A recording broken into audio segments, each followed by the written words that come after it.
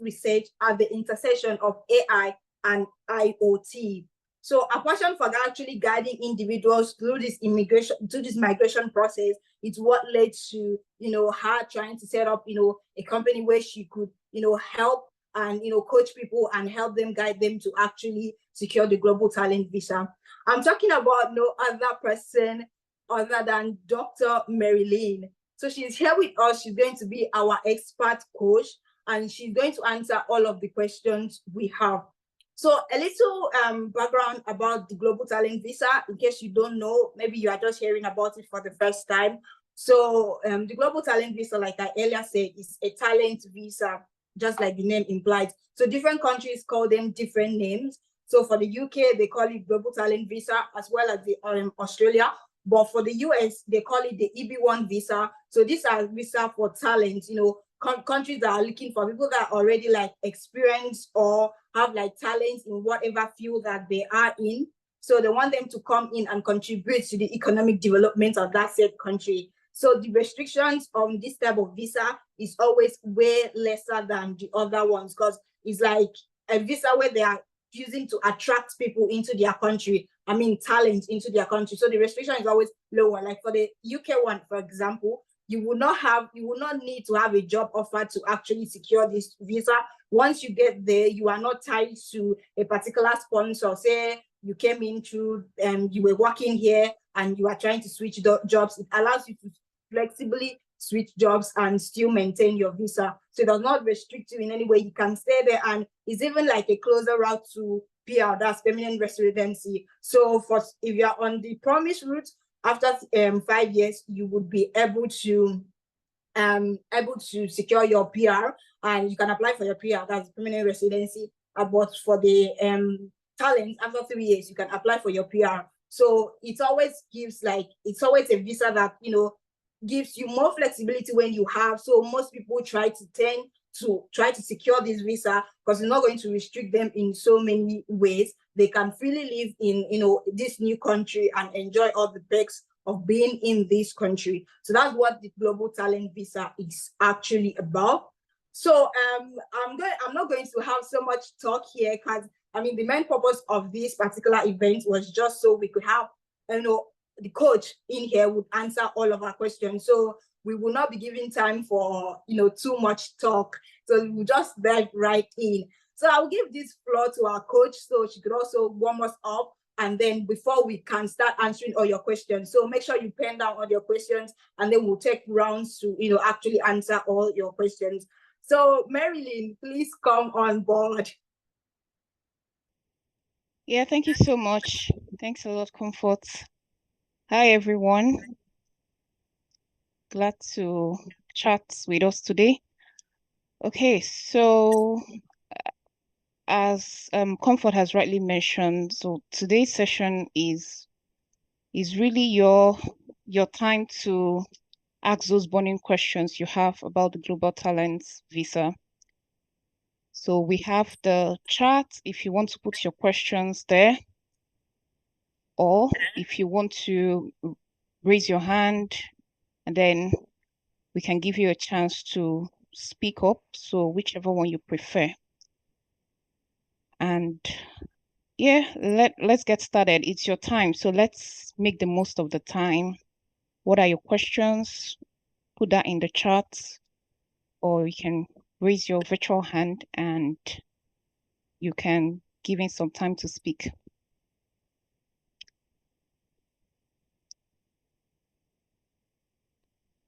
Comfort, do you have any immediate starter questions that we can start off with? Kick off. Yeah, so let's just walk through the endorsement process for the UK GTV. How is it like? What do you have to submit? What are the grading points? Because I noticed there is like a grading system. They have like 70 points or something. So what is that? How is that graded? How do we go about that? How do people that are intending to apply for this visa go about that? The grading system that I've come across. Okay. Yeah, so you're right. There is a points-based system with most of the visas you have, not just in the UK, but in other parts of the world. But with the point-based system, the way the Global Talent Visa works is that you have points that go to the endorsements. Okay. So once you are endorsed, once you get that endorsement, that's what we call stage 1. And once you have the endorsements, you have the points that are necessary for you to then go on to stage 2, which is the application process. So it's similar to other visas that are point-based as well. You need to meet certain criteria for you to then move on to actually apply for the visa.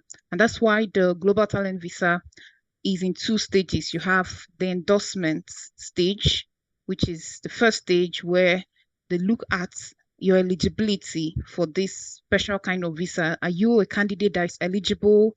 Do you have the right skills? And maybe I would just give a bit of background as well around the Global Talent Visa.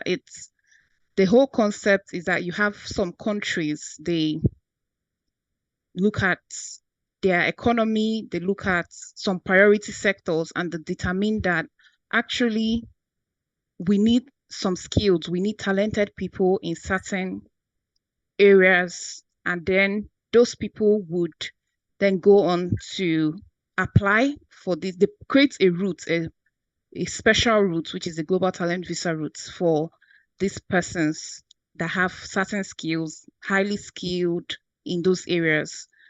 And through that route, people can then apply and get endorsed, then come into the country. They expect that as someone who is highly skilled, that you're going to contribute to their economy.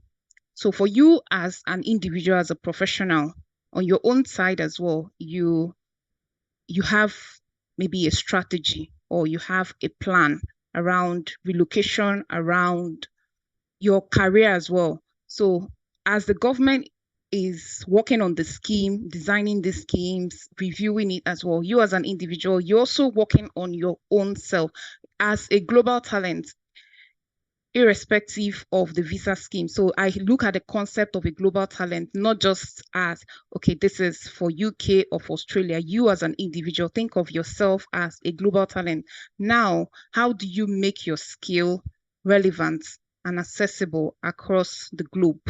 And that's where it starts from. So if you focus on yourself as an individual to start with and think of, okay, right now, with what I have, with where I am, what can I give to the world?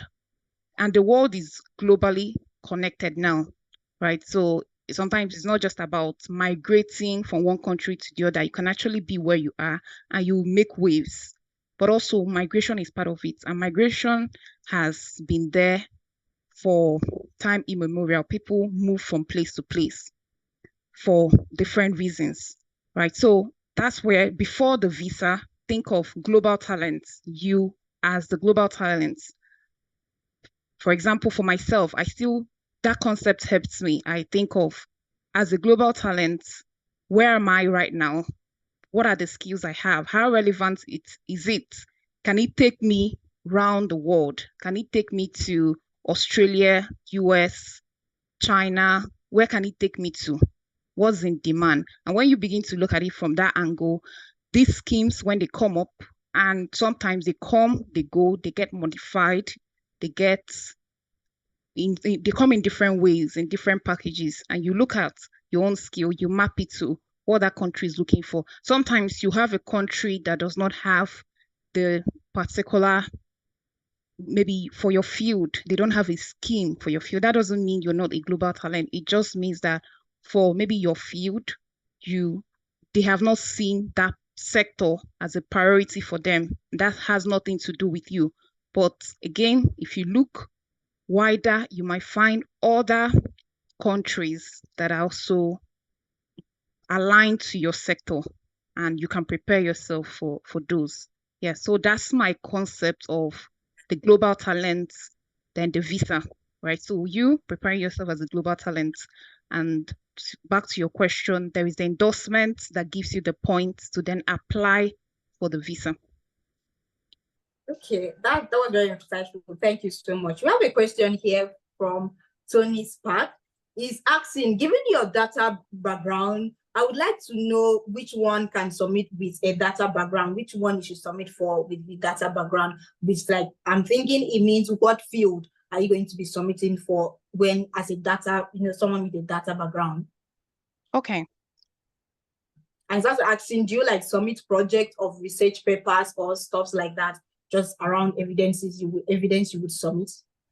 Yeah, that question is very, very broad because it's always on a case by case basis. Because data even is very broad. In the data field, you have, if you look at the entire data life cycle, there are persons who maybe they are data engineers, data architect, data scientists, machine learning engineers, AI scientists, researchers, and so on and so forth.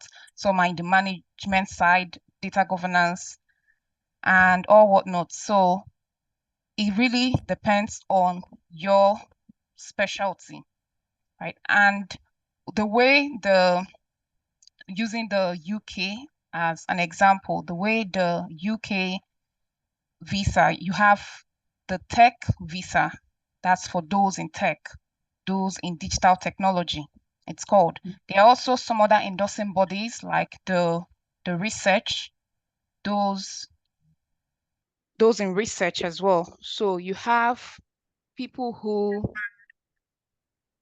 maybe they have the tech background or business skills. They can apply business skills within tech. So that could be that you are maybe a growth manager or digital marketer, but you're working in a tech company.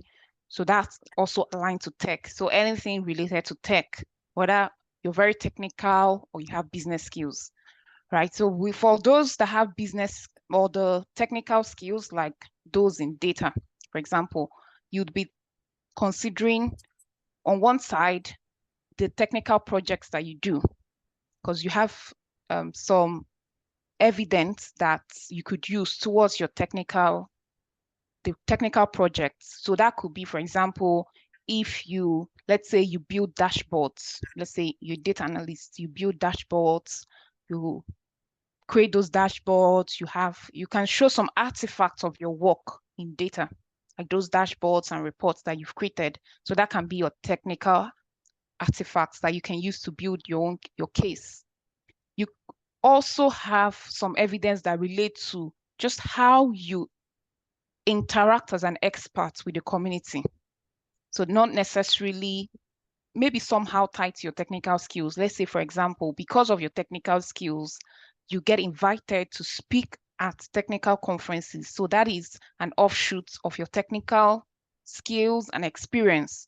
But then it transcends into what you're also doing for the community, what you're doing as a result of your expertise to the wider community and the digital technology sector and field. So the things you're doing to advance the digital technology sector. So that could be technical, that could also be non-technical. That could be an offshoot of your technical skills. For example, the speaking engagement, or just even mentoring people in that field. So if you think of yourself, because you're not limited to what you're doing within your organization. I've seen some persons who come and the challenge they have, they come for coaching. The challenge they actually have is that they've been working, very, very technical people. They've been working in an organization for years, quite senior, but they struggle with that other element of what they've done beyond the confines of the company. So that's where they struggle. And that's why when at the start I mentioned the global talent before the visa, it's you as global talent. So this is also an opportunity for you to think and evaluate yourself and check, where am I falling short? What are the gaps?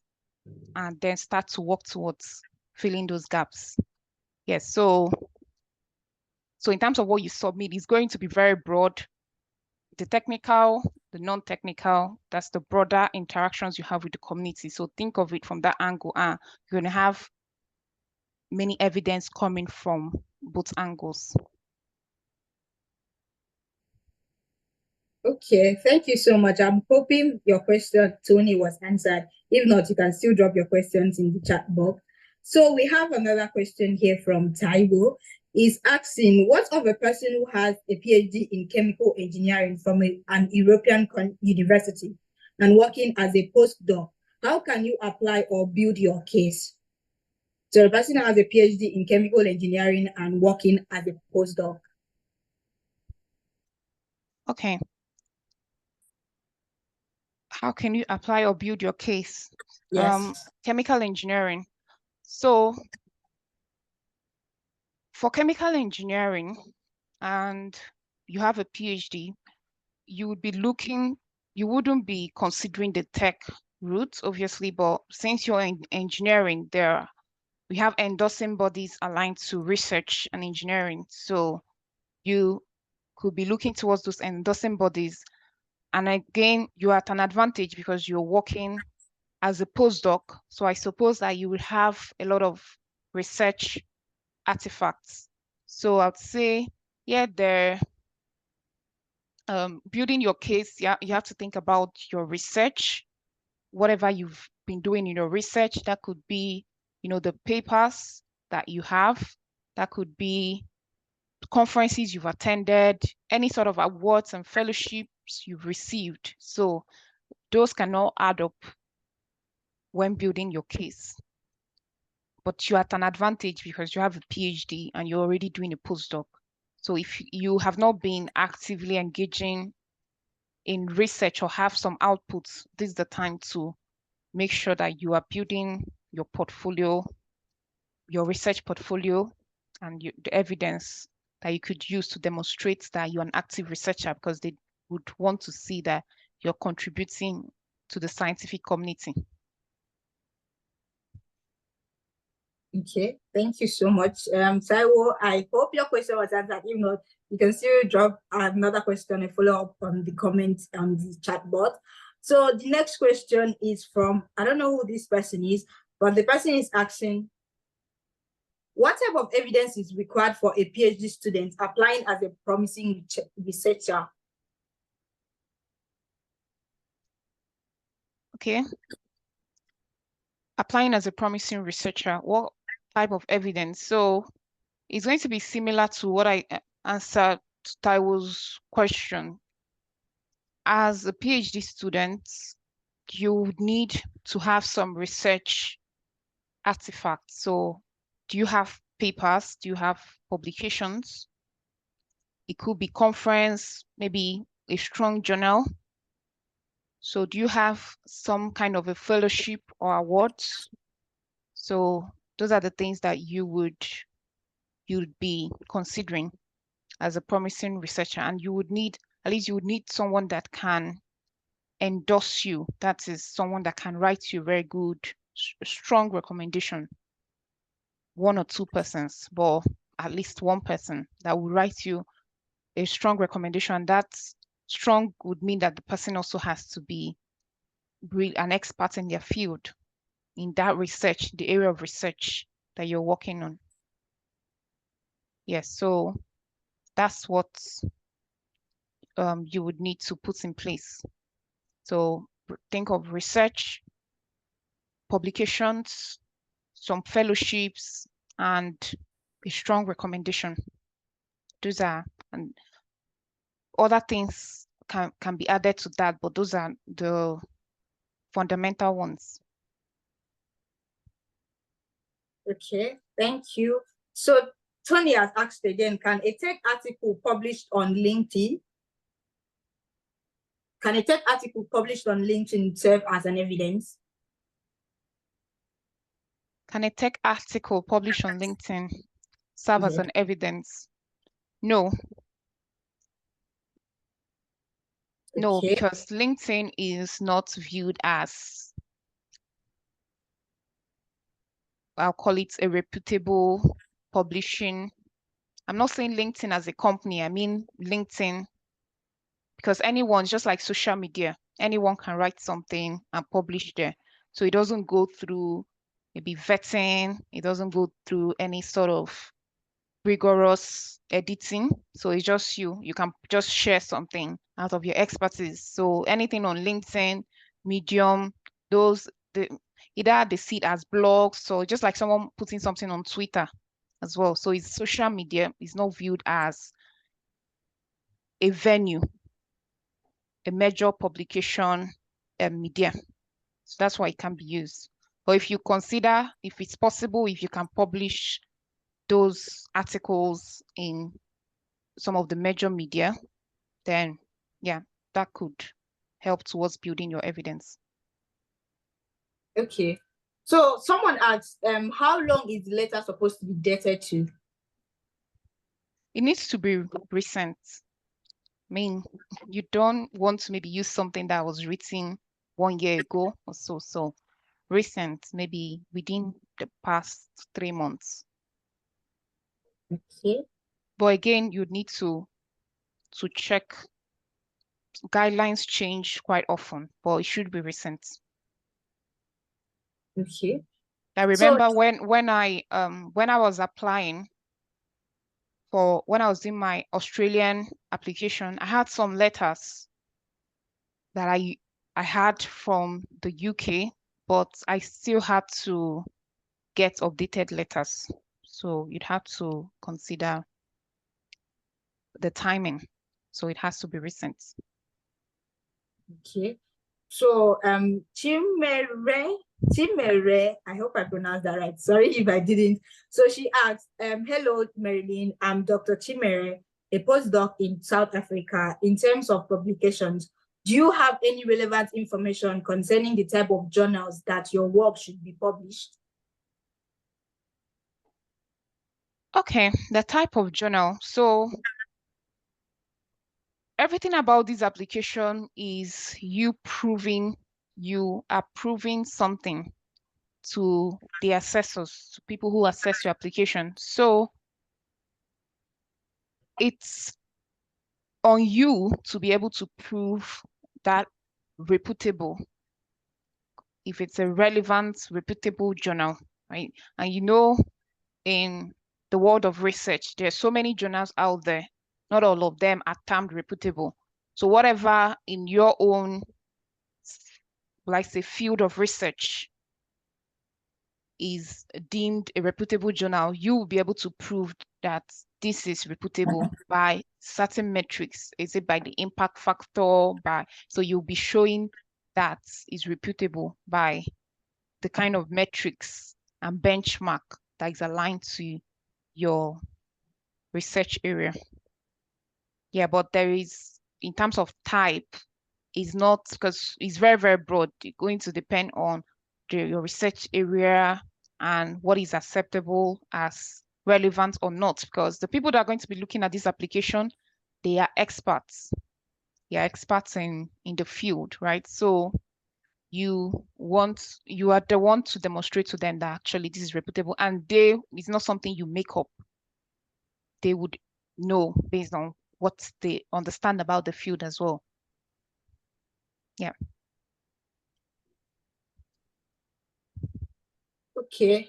I hope we have answered your question. So Eze asked, in the case of providing evidence of award, is scholarship award letter enough, or one must provide award certificate? Evidence of award. Yeah, evidence of award. Is scholarship award letter enough, or one must provide? I can't advise on the specific evidence to use. Most of it is based on what is most times when we have coaching sessions, we can look at your evidence. So for example, okay, I have this article, I have this write-up published here. If it's not something that is already spelled out by the guideline and it's a gray area, then based on experience and working with candidates, we can advise and recommend, but it's on a case-by-case basis based on looking at what you have and the quality of it. So this is one that it's going to be very specific to the individual at hand. So you're better off actually having someone look at it and they can advise you at least give you some recommendation. on that. Okay,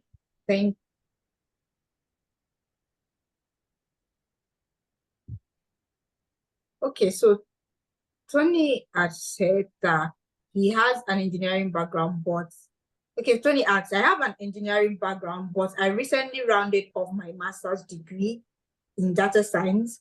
I used my company data for my dissertation, where I used machine learning to optimize the company production process.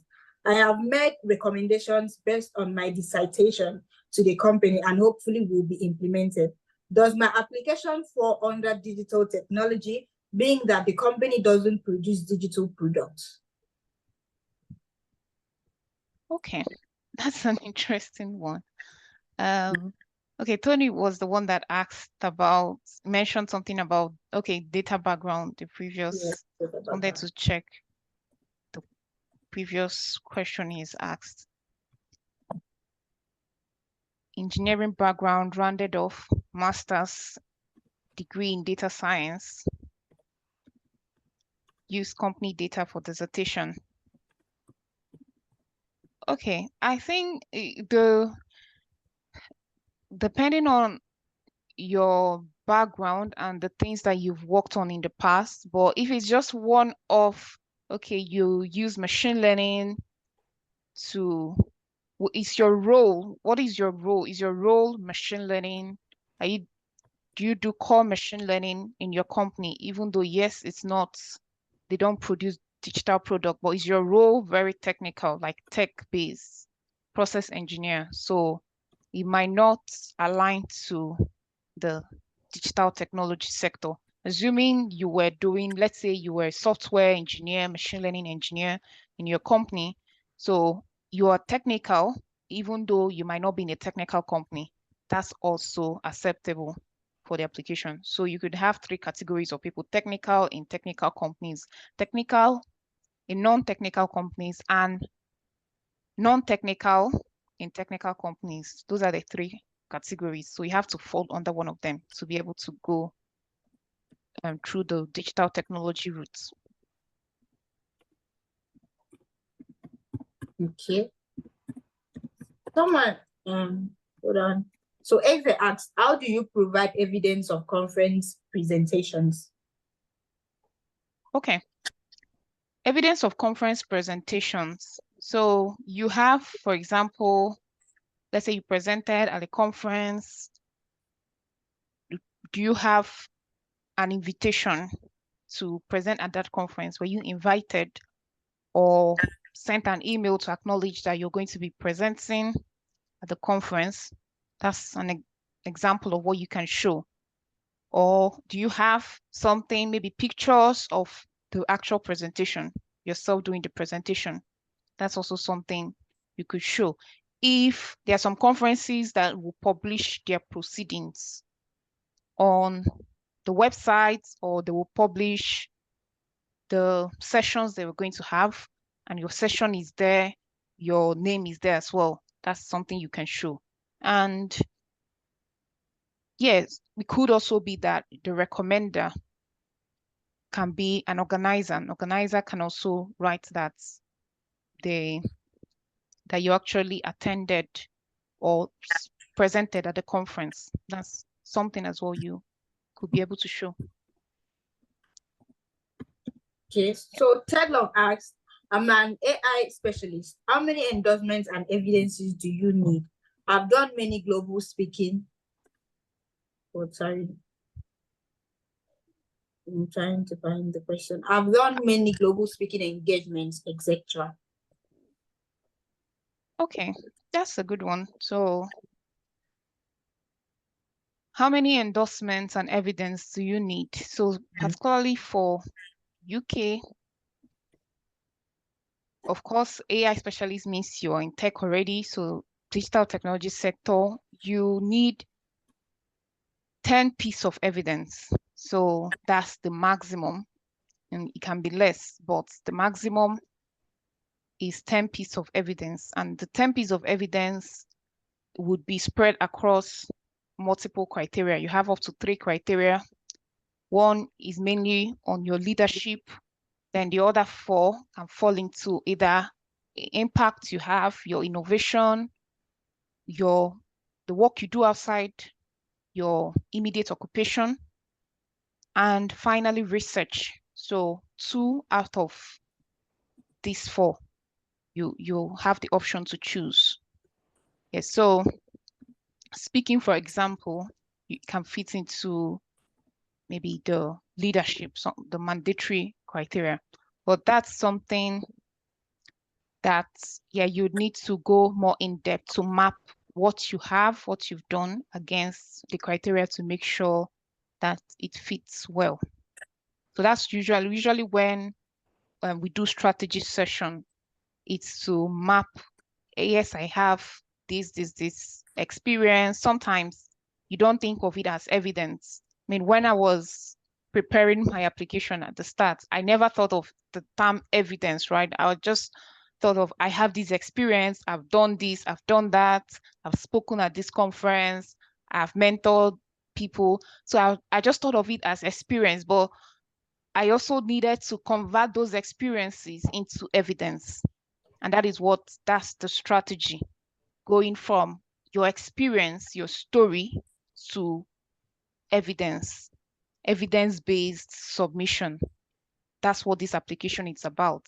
Yes, so you need to be able to map what you have, both technical things you've done, non-technical, into that 10 piece of evidence. Okay, thank you. So Abubakar asks, I am a PhD student, but my profile lacks publication, but I do have some poster conferences, awards, and grants received from Royal Society of Chemistry. My field is food manufacturing and technology. Please, am I eligible to apply for the Global Talent Exceptional Promise? Okay. Interesting. So PhD student, profile lack publication. You have poster conferences, awards, and grant received from, okay? Well, again, it's difficult to, there's potential, say there's potential. I mean, you have some things, you lack publication. So in terms of the routes, you're going to be going for a promise track, not a talent track, right? Because you're still early career. Then you still need to go in depth to really look at what you have and how that could map to what exactly they're looking for as per the criteria. So on the surface, I'll say there is potential for you there. Then I can't say anything more than that because I have not looked at the breadth of, what you have mentioned you have. So, but I would say, yes, maybe the lack of publication might be a weakness to your evidence, but there are other things that you have going on. If you're going for promise, you can make other cases around other experiences you built and other artifacts that will strengthen your case. Okay, is there any required number of published articles for promising researchers endorsement? And what is the difference between endorsed funder and endorsement? Right, okay. Any required number of published articles, they don't state that. So, I mean, from my experience on the kind of guidelines they give around the Global Talent Visa, there are some things that are not mentioned as specific, because to peg a number to certain things, right, you might miss out. I think they do that intentionally because they don't want to put themselves in a rabbit hole or box people, right? Because, for example, let's say in the case of, Abubakar, you might be lacking publication, but maybe there are some other things you have going for you that are strong, right? If someone then focuses on, oh, you don't have enough publication, oh, it has to be 5 and you just have 2, they would miss out on other things, right? So they don't want to box themselves or even box the candidates. And they also understand that people can have strength in some areas. Not everyone is going to be a Nobel Prize winner. right? But they see that this person has a potential because they've done this or that. And some assessors can look at that and say, okay, actually, this person is promising, and we can give them a chance to contribute their expertise and grow in their field within the UK. So that number is not stated. And for endorsed funder, so you have some funders, I would say, that once you get more like a grant from them, you can apply for the Global Talent Visa with the funding, or with just being on that grant or being on their program or being funded by that body already gives you access. That's already your ticket to applying for endorsements. Whereas just endorsement there are several routes and tracks to getting endorsements. Even in research, if you don't have, maybe you're not coming through some of those funders, you could just go for peer review. That's the default. You can go for peer review. So at least everyone stands a chance if either you're coming from one of the endorsed funders or you just go through peer review and have other experts review your work. Yeah. Okay, so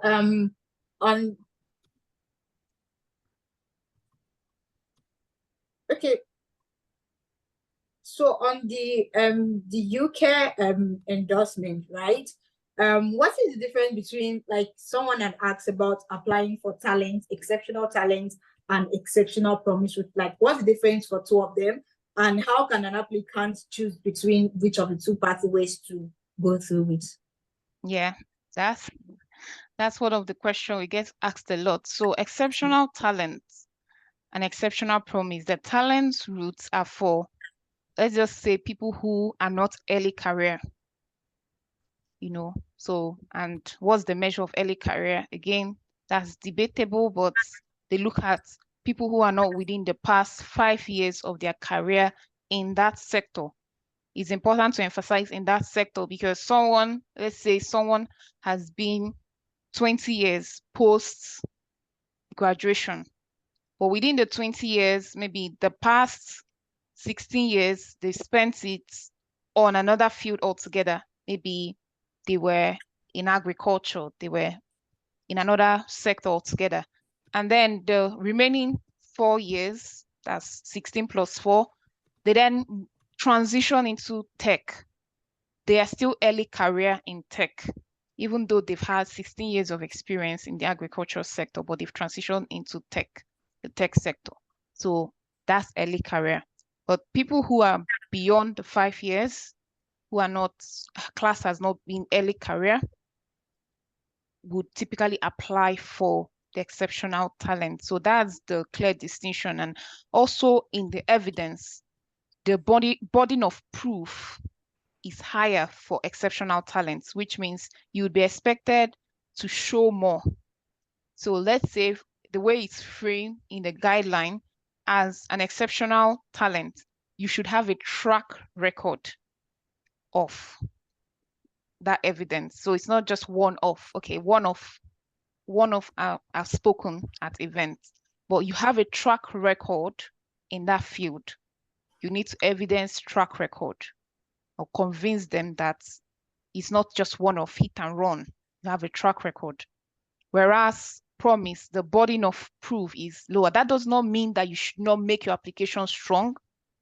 It does not mean that your application should not be strong or should be, okay, I don't have anything. You put up an application as much as possible. You bring your best foot forward, but then the consideration would be milder for someone in promise. So yes, you have done a lot. You show potential and you are less than 5 years or 5 years or less in the sector, and that's, but you have good quality evidence as well. So that doesn't excuse you from having good quality evidence. But again, that's on the side of the guideline, number of years in the field. But on the other side that it's also worth looking at is what is really the benefits of being exceptional talent or exceptional promise. Well,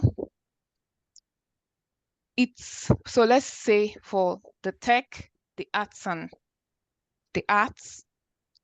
it's the number of years you're going to spend on your permanent residency, or number of years you spend before you can apply for permanent residency. So for the exceptional talents, for tech and for arts, you would need to spend 5 years as exceptional promise before you can apply for permanent residency, which we call ILR, indefinite leave to remain, in case you see that as well, ILR, indefinite leave to remain, but it's permanent residency. So that's for exceptional promise. Exceptional talent, 3 years to apply for ILR, but this does not apply for research. It's the same 3 years for promise or talent. So that benefit is not really, at least the last time I checked the guideline, it doesn't really apply in that sense, right? So I wouldn't then call that a benefit for those in research, but this applies for those in tech and those in the arts. Okay, thank you so much for doing that light. So Abubakar has asked, I am waiting for my PhD approval. Do I need the PhD certificate or approval email? Or the approval email can suffice my application, as I reckon on the eligibility requirement you need to have a PhD. Okay, so I would say if you're applying for research through the research routes, if you really want to be on the safe side, if you don't have any concerns about your current visa status, you're not under pressure, you could just wait and get your PhD certificate. Otherwise, if you have other things in place already and you can, you already have the approval email and you're really in a hurry to get it, or circumstances would need you to really apply, but you have other things as well to show. It's not just about having the PhD. I mean, people mistake the research route. They think I must have a PhD. No, some people don't have a PhD and they still get the research route, right? Because if you have done some innovative work to push science forward, some people maybe through patents, some people through research they do in the industry, not necessarily having a PhD, they still get the research route, because it's also called research and innovation. So keep that in mind, that it's not just, oh, okay, I have PhD, so I can now apply, because people get rejected on those grounds. Okay, you have PhD, so what?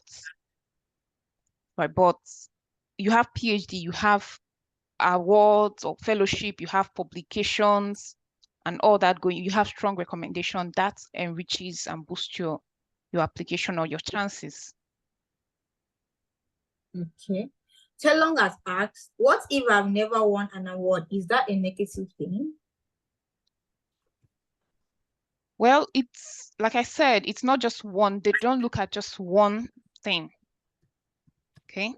So I remember when I was applying, and okay, just coming back to the case of PhD, because I applied through the tech routes, even though I was doing a PhD, I was very close to finishing my PhD. So I was thinking, because I didn't find so many persons who were like me in terms of had a similar profile to mine. So the biggest question I had was, should I apply now or should I wait for my PhD, or should I wait for this publication? So I had a lot of things. I was like, okay, let me perhaps just pause and wait. But as I was waiting, it came to a point where the guideline was going to be updated. Because one thing the tech nation, then the tech roots, they do very well is if there's going to be upcoming changes, they would inform the public. So we're going to be making these changes. We're going to be updating the guideline, and anyone that submits after that date would be assessed based on this new guideline, right? So if you keep waiting and that time meets you, you're going to be assessed based on the new guideline and or the updated guideline. And if that updated guideline is not in your favor, you are hurting your chances, right? So sometimes you're waiting, okay, do I need this? Do I need that? But you might actually just have enough for you to move forward with the application, right? So that's what happened to me. And then I said, no, if I keep waiting for this PhD to that my certificate to come through, maybe I might lose this opportunity. And that happened to me with the Australian one as well, waiting. But then I had to take the bold step. Okay, I have these other things. The PhD is not there yet, but I have these other things going for me. And I'm just going to, take that bold step. That doesn't mean you should rush things and just submit a low quality application. It's just there are things that you have strengths in some areas. Look at what are your strengths. So that's what when we speak to people and try to coach people, look at what are your strengths and what are the weaknesses. Sometimes your strengths will outweigh the weaknesses, and then in such an occasion could be recommended that you go forward to put up an application. But sometimes your weaknesses are like very, very clear weaknesses you need to address, and then you need to spend some time to work on those weaknesses or to boost your strengths. Okay. Someone has asked, hello, as an IT professional with over a decade of experience in the IT sector, what is the best pathway to apply for the GTV? Okay. Interesting. So, right. When you talk about pathway, I want to understand if you mean the country as well, because pathway, I want to see if we're starting from country or you're zooming in on the UK, because yes, there are several countries. So pathway could start from country. But as an IT professional, if you're interested in the UK, already your sector has differentiated you. So it means you're going to be looking towards the digital technology sector, whether UK, Australia, US, anywhere. So your sector, you have to base it on your sector. And the endorsing body, there's endorsing body related to your sector. So you're going to have to focus on preparing evidence that aligns to your sector in digital technology. But again, because you already over a decade of experience, you would have to be looking towards the exceptional talent. But again, you have to check that you're eligible to apply. So you really strongly need to check your eligibility based on what you already have, your experience. So turn your experience into evidence. What evidence would map to the experience you have within the IT sector for the past decade? Okay. So would you address Abubakar's concern with procrastination? Yeah. Yeah. I think he was responding to the experience. It happened to me, and funny enough, when I applied for the Australian one, I was the first time I was rejected. Right. So sometimes procrastination can come out of fear, like, okay, I don't want to be rejected. Or even if you've been rejected, it's not a good experience at all. It's not a good experience because sometimes it could make you doubt yourself, like, especially for me that already had the UK ones. Like, I thought it's no brainer. I'm going to get it. And then I got the rejection. And yeah, it made me second guess. Do I want to move forward? Do I want to try again? So it delayed me as well. But then at some point, I had to look back at what have I not done properly? How can I re-strategize? And that's how also there are some people we've worked with. In one particular case, I remember this person had been rejected. And in fact, when they showed the list of evidence they had submitted, I was praying that maybe a miracle would happen because I had already said, this is not going to be accepted, right? But if you get a decision, just come back. We can help you re-strategize, restructure, and rework your evidence. And it happened that they were rejected, and then it came back, and it was almost like a whole overhaul of the first application they did. They then resubmitted. But sometimes it's not just about when we coach people, sometimes it's the emotional element of it. Like, oh, I've been through this rejection. They fear the emotion. So you're dealing with all that and that motivation that they need to carry through and carry on to this next one that comes in. So from my experience, I see procrastination, it can come out of fear, it can come out of, okay, I don't think I'm ready, but it could be reassuring as well to maybe speak to people. There are people who have gotten evidence, there are people who are coaches, and you could maybe get a boost. You could, just like myself, like, okay, why wait longer? Maybe I have this and this going for me. I could give it a shot. I could take the risk. And it was a very good risk to take because I was at the point in the UK where I needed to make a decision. Do I want to go on this other visa that is very limiting, that for several years I've stayed on the student visa that it doesn't count to my permanent residence. So it's almost like I have to start afresh to start counting down.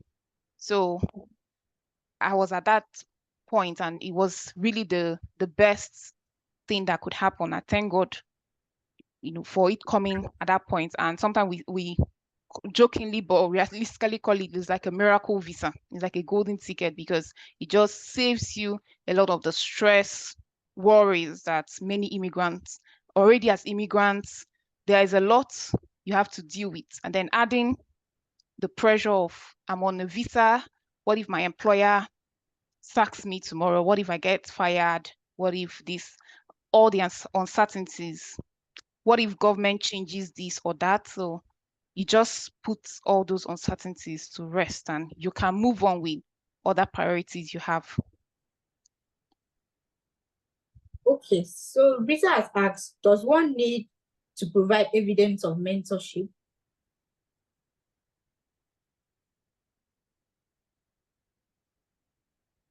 Okay, so does one need to provide evidence of mentorship? It depends on what you're applying for. So it depends on the route, but the digital technology route has some examples related to mentorship, structured mentoring programs. So yeah, you can, if that's what's the route you're going through, then you could provide, but it needs to be something that is structured and it meets the guideline. Okay, so I think we'll be taking our last question because the program was scheduled for just an hour.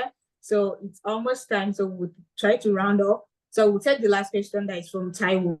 Is there any restrictions in the number of times you can apply? No, there's no restriction. You can apply as many times as possible.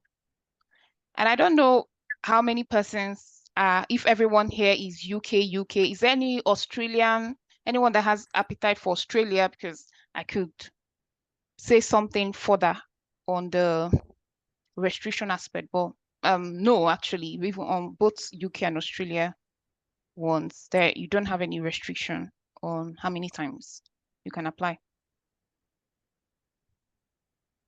Okay. Thank you so much to everyone that dropped in their questions. Like I said, the event was scheduled for scheduled for just an hour. So we've had an hour with our expert coach. Thank you so much for answering all of our questions. And I'm going to answer Ted Long's question about Glottal success rate. So first, I'll walk you through what we offer at Glottal, share our success rate and everything you will need to know. So like I said during the introduction, Glottal is a company that connects talents to, global opportunities. So we do this through different routes, through admission consulting, also global talent visa coaching, which is the route that we're actually having this discussion about. So we do this through different services. We have a review package, we have a full coaching package, and we also have like a 1 hour with a coach. So yes, Abubakar, to answer your questions, you can book a coach, a one-on-one time with a coach. And I'll also provide the link. I'll be sharing the link right now to where you can, book a section that fits your needs or whatever you'll be looking to have, like the conversation you want to have with the coach. I will share the link right now on the chat box, so you can just go there. And like I said, for attendees that will be joining, that have joined this session, they'll be having discounts. So we have discounted our prices for our services for you, just because you joined us today. So we have our prices going to be at a discounted prices. Sorry, our services, right? For at discounted prices for you. So I'll just drop the link right now, so you could just follow through and book a section with the coach. Once your section is confirmed, the coach, someone will reach out to you, and then we'll be able to proceed further to book your section with the coach. And for Chimere, you asked how much does it cost? So at different services cost different prices. If you could just use the link I have shared on the group, right on the chat right now, it will redirect you to our page where you would see our different services and our different prices.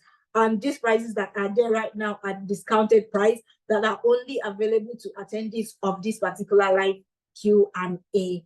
So I'm going to be rounding up. Thank you so much to everyone that joined.